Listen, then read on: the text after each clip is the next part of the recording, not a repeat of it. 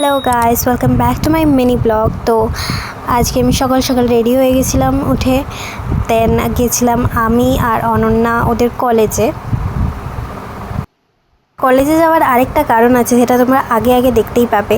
ওর কলেজে যাচ্ছি কারণ ওর কলেজে একটা কাজ ছিল, যেটা হয়ে যাওয়ার পর আমরা গেছিলাম ওখানেই পাশে একটা ক্যাফে, নাম বৈঠকখানা। অ্যাম্বিয়েন্সটা খুবই সুন্দর ছিল।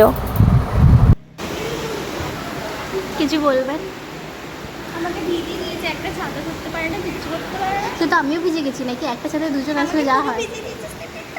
আমারও পুরো পিঠটা ভিজে গেছে, চুলটাও ভিজে গেছে। রেনকোট আনতে হতো, প্যান্টটাও ভিজে গেছে।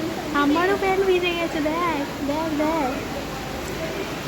যাই হোক, আমরা পুরো ভিজে গেছিলাম, সেটা আলাদা কথা। তারপর আমরা নিয়ে নিয়েছিলাম চিকেন স্যান্ডউইচ, স্টিম মোমো আর চিজ কর্ন, যেটা অনেকই ভালো ছিল খেতে।